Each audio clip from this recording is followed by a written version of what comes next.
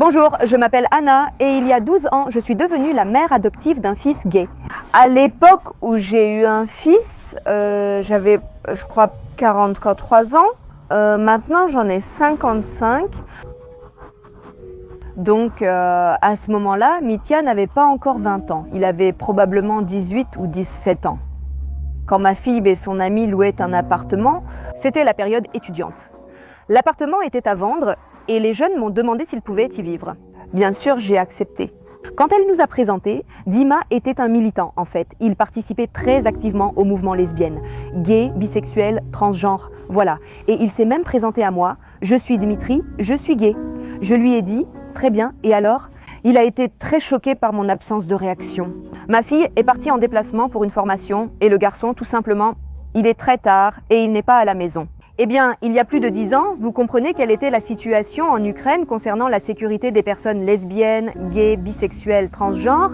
Et déjà, vers minuit, j'ai composé le numéro de téléphone et j'ai dit « Dima, excuse-moi s'il te plaît, je ne veux en aucun cas limiter ta liberté, mais il est simplement très important pour moi de savoir que tu es en sécurité. Alors, mettons-nous d'accord sur la façon dont nous allons vivre ensemble, parce que je considère que je suis responsable de toi. » L'enfant est arrivé en taxi en larmes 15 minutes plus tard.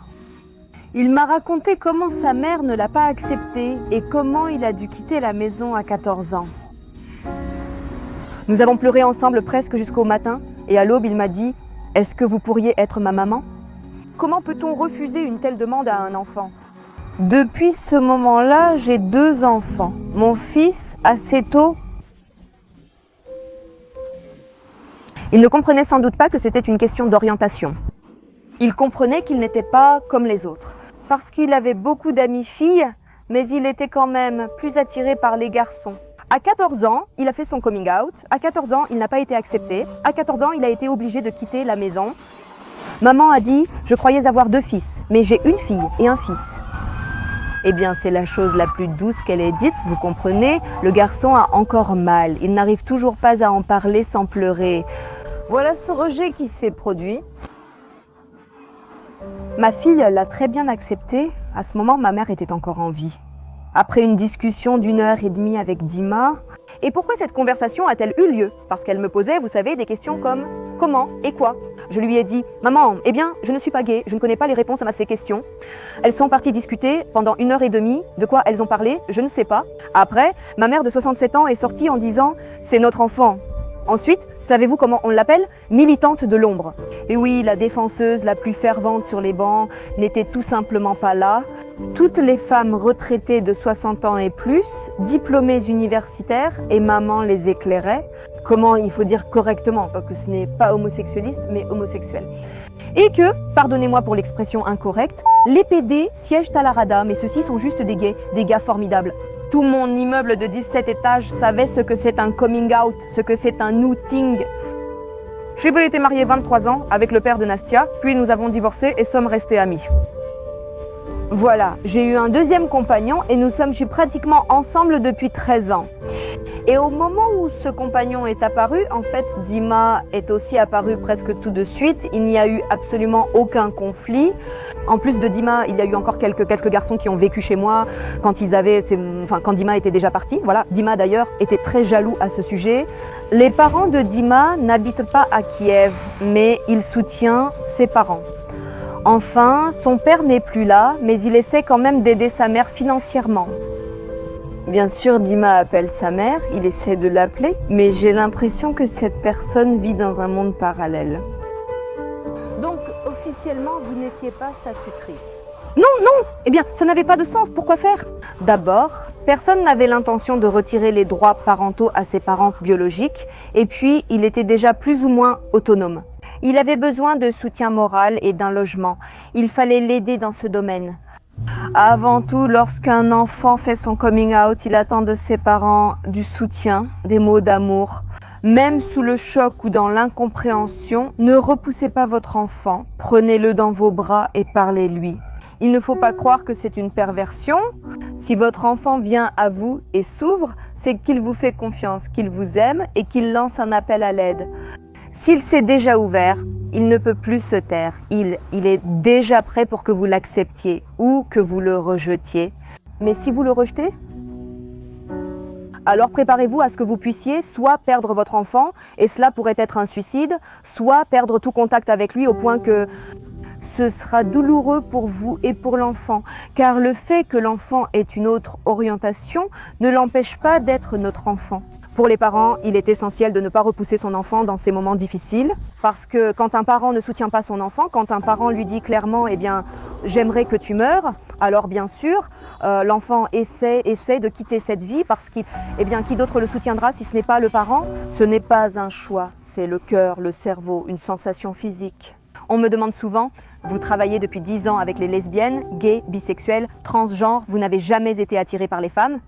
Honnêtement, je peux admirer une femme comme une œuvre d'art, mais si j'aime les hommes, même si j'ai envie de regarder une femme, je ne pourrais pas faire l'amour ou avoir des relations sexuelles avec elle.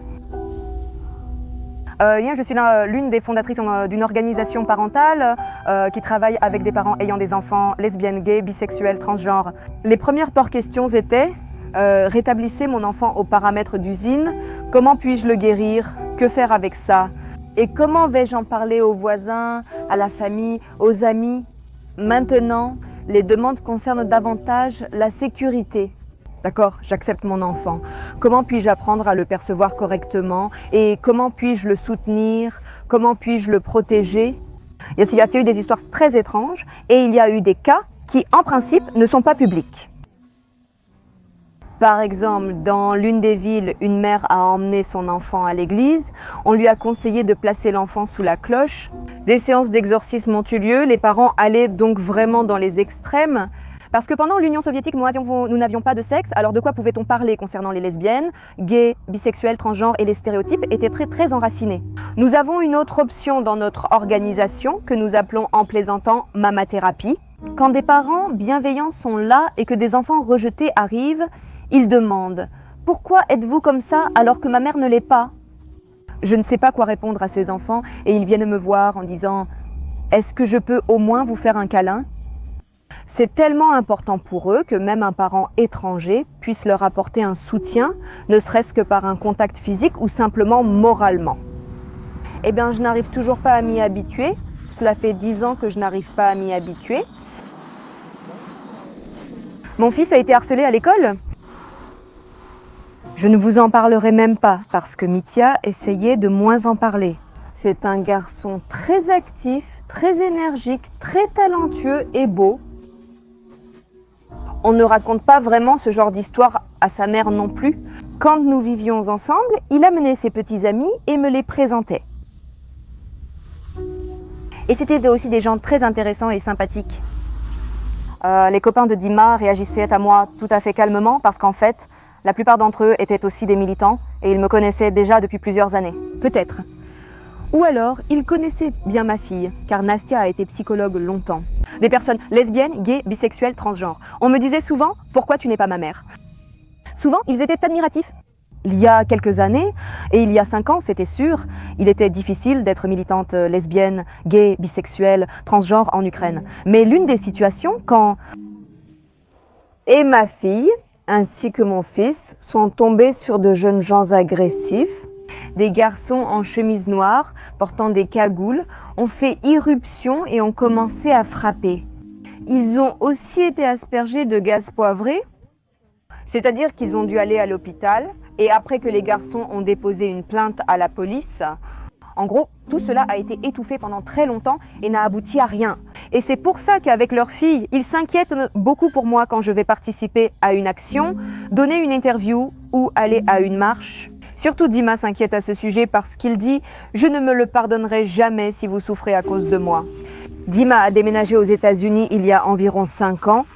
C'est difficile d'être comme Stirlitz, à tout cacher, non seulement dans sa famille, mais aussi dans son pays. Tu ne peux même pas marcher main dans la main, ni t'asseoir tranquillement au restaurant avec ton petit ami ou ta petite amie. Pour les filles, c'est heureusement plus simple. Déménager en Amérique apporte donc un sentiment de liberté. Je ne sais pas. Vous savez, j'ai passé 10 jours en voyage d'affaires en Amérique et j'ai eu l'impression de sourire pendant ces 10 jours. La seule chose, c'est qu'ils s'ennuient beaucoup, bien sûr. Ils plaisantent en disant « Les gens me manquent et notre cuisine me manque. Là où nous étions assis, buvions du thé chaque soir et discutions de ce qui s'était passé la veille. » C'était très important parce qu'avant, cela n'existait tout simplement pas. Et c'est justement cela qui lui manque. Il s'est déjà écoulé bien plus de temps, je crois. Je lui ai aussi demandé « Tu veux venir en Ukraine ?» Il dit « Eh bien, dès que j'en aurai la possibilité, quand j'aurai la citoyenneté, bien sûr, j'aimerais bien y aller me promener. » Oui, Dima a une compagne, ils sont ensemble depuis près de 5 ans. Et quand, en 2019, on m'a invité à la World Pride, c'était le 50e anniversaire du mouvement des parents, lesbiennes, gays, bisexuels, transgenres, il jugeait devoir me payer ce voyage et travailler aussi la nuit. Et la première chose que m'a dite son petit ami quand il m'a rencontrée, il m'a dit « Je vous remercie d'avoir soutenu votre fils dans les moments difficiles ». Et quand il me présentait à ses collègues là-bas, en passant devant chaque connaissance, il disait « C'est ma maman, c'est ma maman, c'est ma maman ». Et ça, eh bien, ça n'a pas de prix. Dima et Philippe m'appellent Maman Ania. Nous sommes devenus amis sur Facebook et Philippe a immédiatement adopté ce surnom. Eh bien, il est très difficile d'estimer le temps qu'il faudra à nos pays pour que nous ayons la même attitude envers les gens qu'en Europe. Nous sommes restés longtemps enfermés derrière le rideau, mais nos partenaires étrangers disent que c'est justement en Ukraine que tout cela se passe même beaucoup plus vite qu'en Europe. Quand nous avons invité à la marche, nous avons demandé la permission à nos parents biélorusses et ensuite, il y a eu un retour après la marche. Je n'avais jamais entendu un tel retour auparavant, quand les parents biélorusses, les larmes aux yeux, disaient « Vous êtes tellement chanceux, vous pouvez marcher avec vos enfants et la police vous protège ». J'ai compris que quelque chose change chez nous, ça avance même lentement, parfois avec des retours en arrière, mais malgré tout, nous espérons qu'en Ukraine comme en Biélorussie, nous atteindrons les valeurs européennes. Être la mère d'un fils gay, c'est avant tout accepter son enfant tel qu'il est.